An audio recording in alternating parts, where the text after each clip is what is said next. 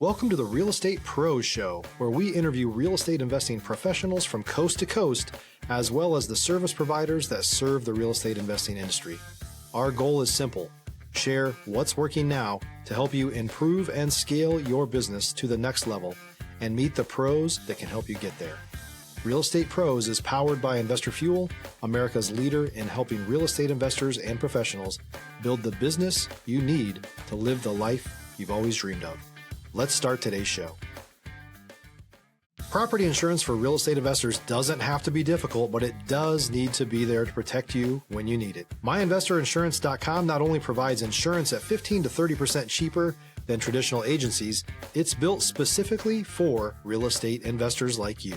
You can set up an account in about 2 minutes, get quotes on properties, turn on and turn off insurance for your fix and flip or rental properties in around 2 minutes without having to talk to anyone directly, all through our portal. There's no better way or faster way to make sure you've got the coverage you need to protect you, and no more lengthy policies either.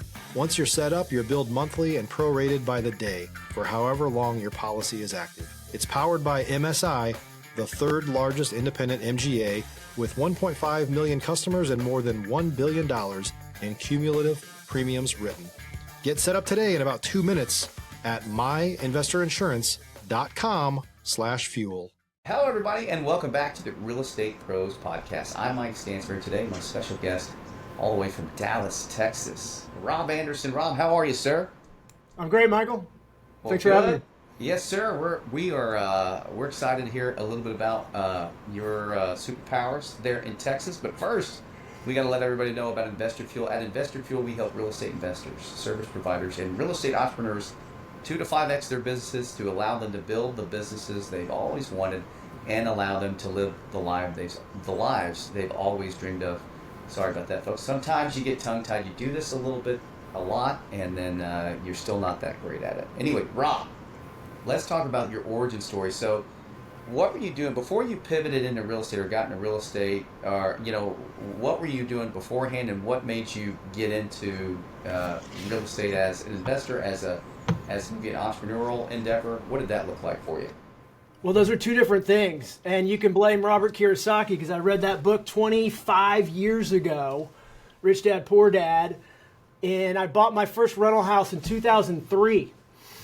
I've been married 1 year and I already convinced my wife to let me go buy a rental house. So I was rather proud of that one.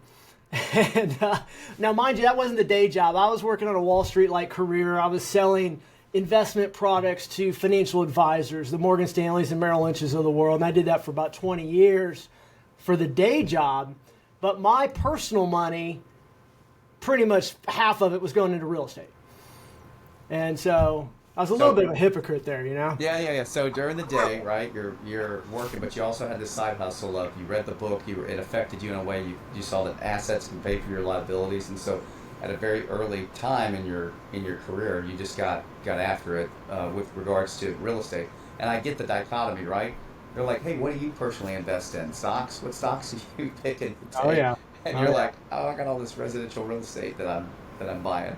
How did you deal with the dichotomy there? Did you ever have to, did anybody ever call you on the carpet on that, or what? No, I mean, I owned a million mutual funds and other things at the time, right? Because you just do, it's easy. But you'd be surprised. I mean, I'd say, oh gosh, I got to think, a large percentage of my financial advisor clients all had rental houses as well.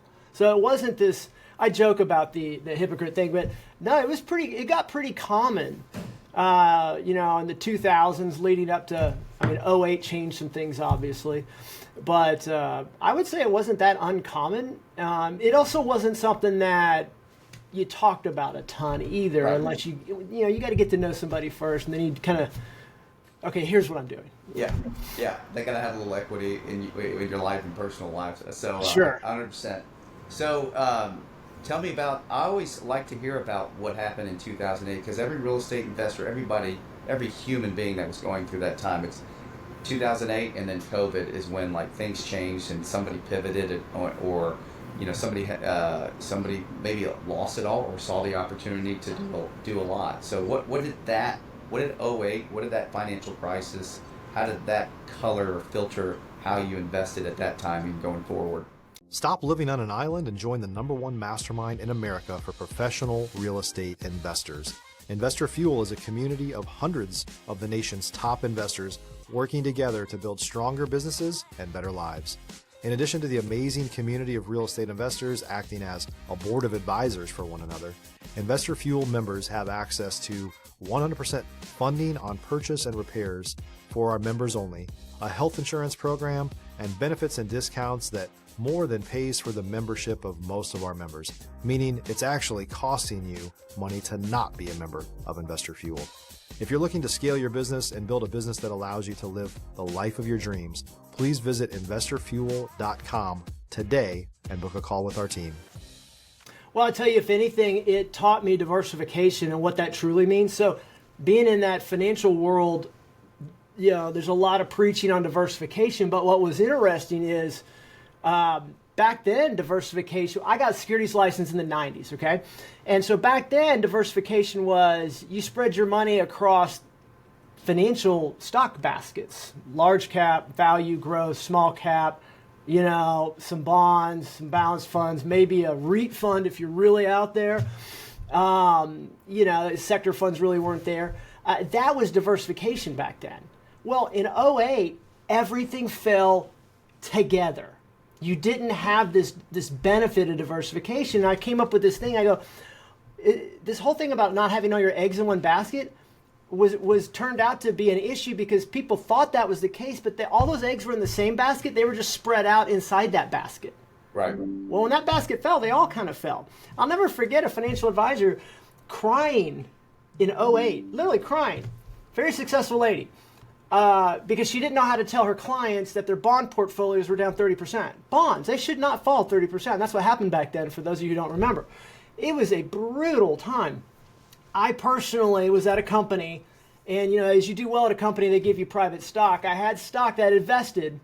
Crazy story, I can't believe I'm about to tell you this. I had a sell order at $104 because that thing was doing really well, right? It got all the way to 103, stopped, and fell to $3. Yeah, my rental homes didn't do that. Right. So, and I'm not, obviously that was a unique time. But I really appreciated having my portfolio of houses at that time. And out of that, the company I'm with now, my partner founded the company out of the Great Recession, as a lot of good companies came out of. Top real estate lender in the country. As you're going through issues, especially back then, what are you doing? What's going on? Are you guys okay? Are you guys okay? And funny, my company was sold about 3 years later. I was sold with the company about 3 years later. That's how much of a tail 2008 had. People forget, it took a while to get through that thing. I mean, what's going on now is nothing compared to that, right? Yes, totally different parameters. If you would had the amount of short sales that were going on now that you had in 10, 11, 12, 13, then you could probably think and talk about that, but we have nothing like that. The inventory is still there's still good inventory out there, and people have a lot of equity in their houses. Yeah, and they got good debt. Yes, and that as well. Nobody's moving from a 2% mortgage. Right. In my market specifically, I've talked to people like, yeah, I got this job opportunity to move, but I'm just going to make a lateral move and I'm going to keep my job because I've got this great interest rate. So we see a lot of that in our market. That's not the first time I've had conversations like that. People are just staying because they've got great debt ratio on their houses. And so, all right, so 2008, you learned something. And so basically you got new information, right? We're not diversified when everything's connected in that market where it goes down, except, you had your real estate at the time, and you had your rental houses, and you knew that they may have dropped in value, but you had rental income coming in. And so you got that information. And now let's fast forward to today, and maybe you could talk about what got you here in 2025 and what is it that you're doing today in the market that's helping the most people. If you're looking for consistent, high-quality leads, look no further than Investor Machine. Investor Machine isn't just another agency. It's the most sophisticated, data-driven lead generation company on the planet for real estate investors. and serves the role of being not just a lead generator for your business, but a marketing partner that is helping you achieve your goals along the way. Go to investormachine.com to learn more and schedule a call with our team today.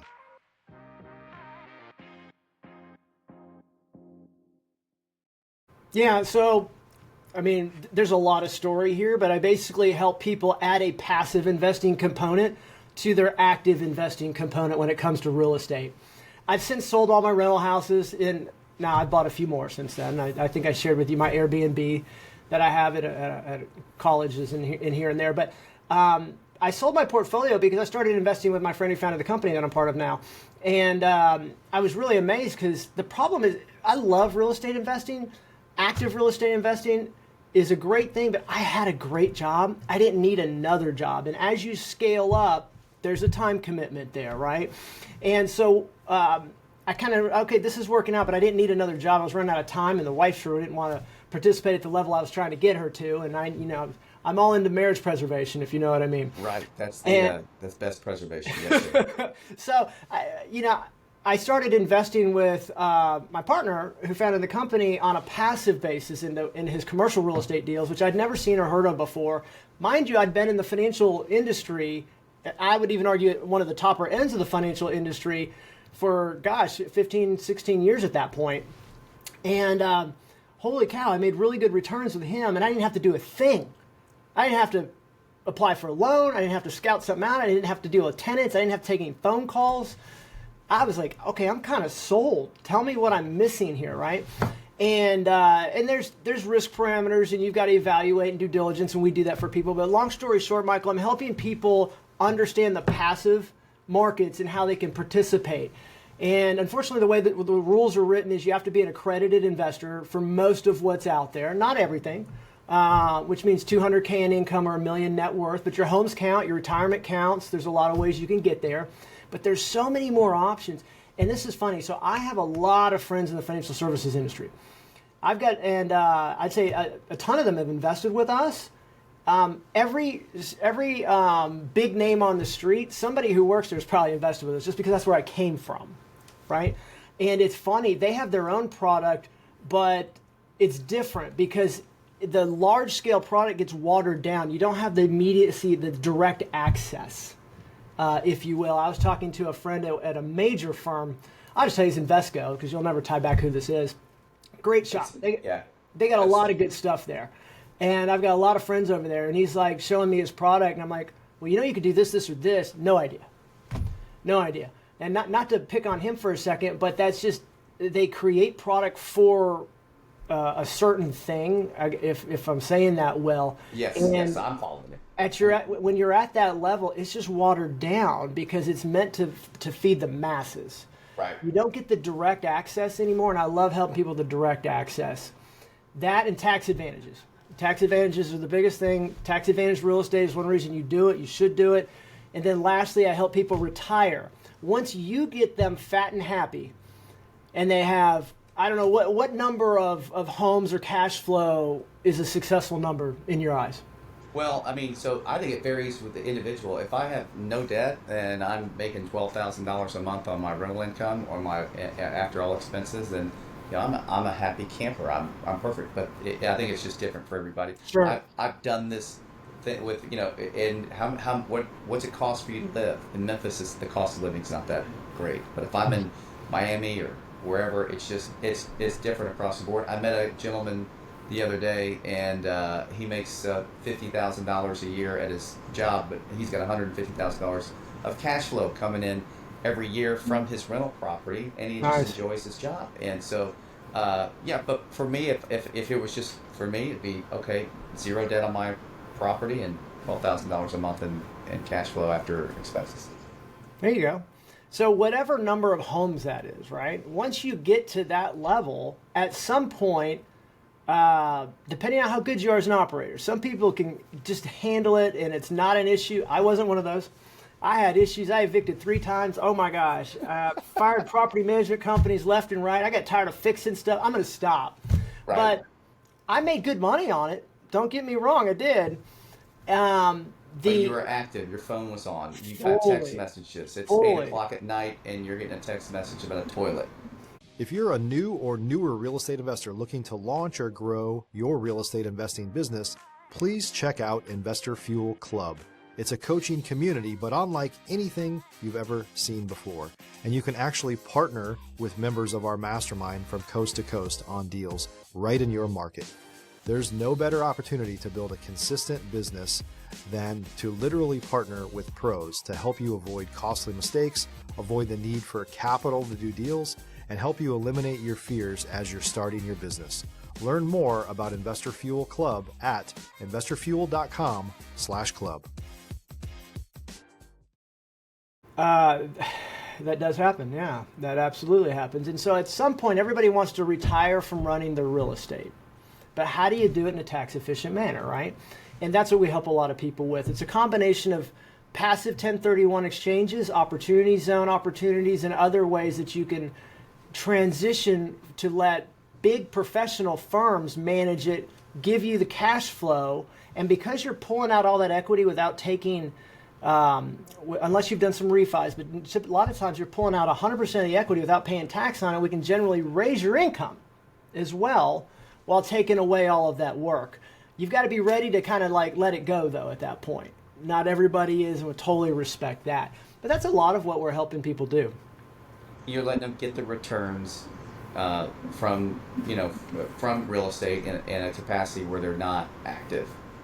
Is that encapsulated? Yeah, that's correct. And so you're giving them all the good stuff with none of the negativity. And I'm sure what that does is it's just like anything. So you're talking to your friend that works in Invesco, and you're probably blowing his mind. And probably, what I run into people when I'm trying to educate them on real estate, unless they're coachable and teachable about something or open to it, they can't wrap their mind around it. Even some of the simple stuff, because they've been used to what they've been marketed to for forever. Oh, yeah. So I'm sure what you do a lot is educate your clients, and then they go like, okay, we trust you. And then you perform for them. Is that about? Totally. Yeah. It's a lot of education, and sometimes in the education process, I'll have to say, you know what, this isn't appropriate for you. Right. You need to go A, B, and C, and then we can talk, or whatever it is. I've had to do that a few times this year already. Happy to help people, but not everything is right for everybody, right? They've got to get their affairs in order, etc. But absolutely, there's a ton of education. There's so much. I mean, have you guys ever seen how big the Internal Revenue Code is? They can't put it in a book because they can't bind it, okay? And CPAs don't have every piece of it, down. That's why people specialize, because it's so large. They can't even come out with a bill without calling it a big, beautiful bill, right? That's more of a joke because of what they're calling it. But there's so much in there that it's hard to know. So we kind of focus on this.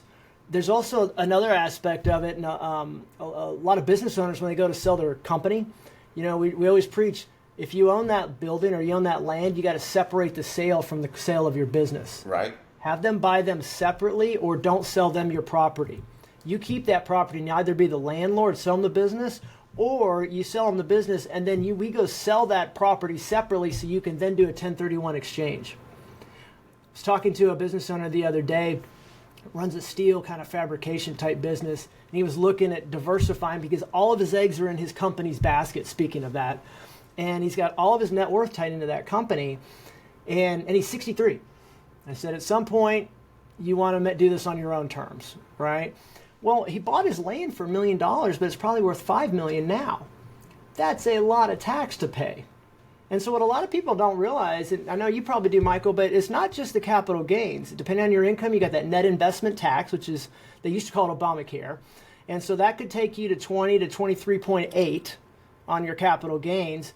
You also have 25% recapture on all the depreciation that you've put on that property the entire time that you've owned it. That's a lot potentially sometimes. Plus it lowers your basis, so more of the property is taxed. And depending on what state you live in, you'll have a state income tax on top of that. And so you look at your portfolio and go, I could sell this and make X amount of money, but that's not actually the case, right? You got to take 30 to 40% off of that depending on where you live. And that's when your income all of a sudden changes.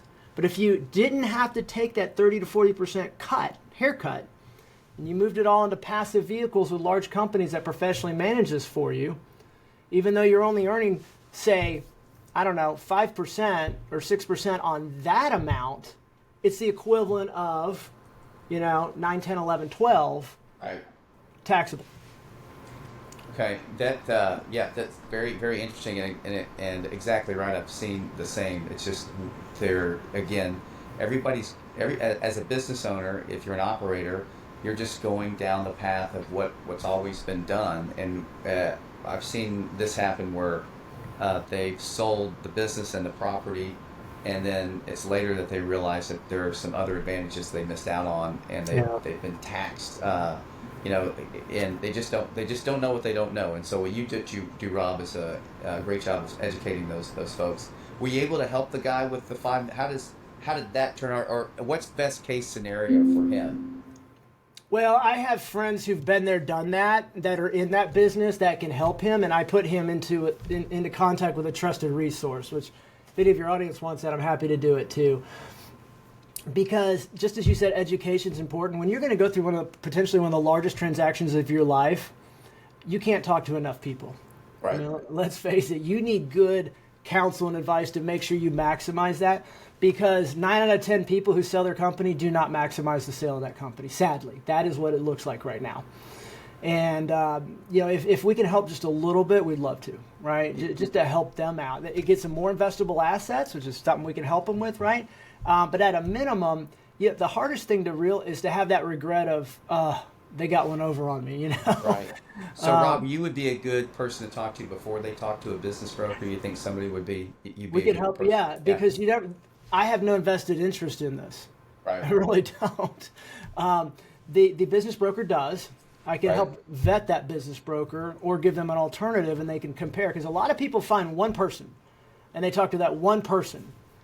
And I'm sorry, basic MBA school, you got to go 3 at least, right? I mean, gotta go 3. You can't just do that. So, and there's other nuanced things we probably don't have time for here, but we definitely, I'm big on helping people understand what their options are, because a lot of this is Greek, a lot of this is foreign. They don't really understand this. This isn't where they made their money, and so you definitely want to help people out. It's the same thing when I teach or when I talk to somebody about depreciation. And in our market, so it changed about 5 years ago because of COVID. People buy residential real estate in Memphis, and they used to buy it for cash flow. They still cash flow here, but the turnkey operators are still selling like hotcakes because people now buy for depreciation. They buy because they're making a ton of money on their income, and they need that depreciation. The cash flow is just a bonus. It's wild how that flipped, but that might get a little better here soon too. Yes, it might get a little better too. So, Rob, if some of our audience, some of the folks that are watching this want to get in touch with you, where's the best place to find you on the web and on the internet? What does that look like for you, sir? LinkedIn's my kind of social media of choice. You can find there, I think it's Rob Anderson, Texas, or something like that. I'll get it to you after the show, Michael, but my website is the easiest way to get to me. It's bvcapitaltx.com. So bvcapitaltx.com. The reason we're based in Texas, we focus on Texas real estate. We do stuff around the country, but you want to own your backyard, like you've mentioned Memphis several times, right? Real estate's local. Yes. And your network can only be in so many markets. And so that's why we do that. Okay. A lot of the commercial investments you make, I'm making the assumption that they're in Texas, they're in the Dallas-Fort Worth area, or is it all over the state? Or we pretty much go around the state. I mean, we've got over 500 people moving here every single day. It's ridiculous. And from a traffic perspective, I can attest to that. But it's a beautiful thing when you have population growth and job growth, right? You've got this wind at your sails for real estate investing. And so, I mean, part of it is we're here, but part of it is where we live just turned out to be a phenomenal economy and there's really no signs of that changing. So Houston, Dallas-Fort Worth, great markets, phenomenal markets. And what's going on, just to give you a little thesis, is we had an overbuilding of multifamily in 21 and 22 coming out of COVID, and there was this massive amount of units that hit the market all across the country, especially in the Southeast, because the Southeast was hot, and that's where everybody wanted to go. Well, then what happened? You had a supply and demand imbalance where you had more supply than demand. That is about to switch. that's switching in high growth areas, Texas being one of them, in that the amount of building has fallen off a cliff. So the equivalent, we are about 50% down from our normal amount of construction starts in the multifamily space, for example. But yet people are still moving here in droves. And so that's an interesting kind of set of economics that we have, where you got more people moving in looking for a place to stay than you have new units to supply them with. And household formations are so slow nowadays. Do you know the average age of a first-time home buyer is 37 in the United States? Yes, I did, because I read it, I think a couple weeks ago, and it just blew my mind. And they got to earn over $100,000 to get a starter home nowadays. It's crazy. It is wild. There's something's got to give there. I don't know what, but when you have, so what you're telling me is happening is there was a ton of building in 21 and 22, and then it stopped because I guess the cost of building, there was not a lot of there weren't people coming in, but now that's totally flipped, and there's The reason is a few-fold, Michael. First off, 525 bips from the Fed, that'll slow things down dramatically. Right. And secondly, you had a regional banking crisis, which is what funded a lot of the construction loans. So the banks pulled back considerably because when treasuries fell, all those deposits left the banks and flooded into money markets, so their deposits went down, and so their overall book of business started to look top-heavy in real estate loans. And so they had to stop. Had nothing to do with real estate. Isn't that crazy? Yeah. But until the Fed lowers rates and those funds come back into the bank, they still have that imbalance there. So you have almost people don't realize it, but there was somewhat of a shutdown in funding or lending for commercial real estate. And there's a lot of shops that were pencils down, and so deals could not get funded, and so they just didn't happen. They're not coming out of the ground. And so just because something gets permitted doesn't mean it's going to get built. That's right. It's got to have the capital. So, Rob, thank you for being part of the Real Estate Pros podcast. Again, all the information about how to reach Rob Anderson and BV Capital is going to be down there in the show notes. Anything else for our audience, Rob, before you want to talk about the Houston Cougars or anything like that? Basketball season's coming soon. Yeah. You guys had a good year last year. That was a fun run that you guys had. Rob, again, thank you for being on the Real Estate Pro podcast. Folks, like and subscribe. Do all the things that the influencers tell you to do. Comment below and go check out Rob and BV Capital down there in Dallas, Texas. Goodbye, everybody. Thanks, Michael. Thanks for joining us for today's Real Estate Pros show. You can learn more about the amazing benefits of the Investor Fuel Mastermind community, including surrounding yourself with hundreds of other rock stars, 100% financing for your deals, and members-only discounts from vendors you're likely already using that, as a member of Investor Fuel, will save you more than the cost of your membership. Visit investorfuel.com to learn more. If you're interested in joining us as a guest of this show, please visit investorfuel.com/pros to apply. You can also check the show notes for access to free resources, how to get access to world-class lead generation, and much more. Don't forget to subscribe so you never miss another episode. Have a great day. We'll see you on the next show.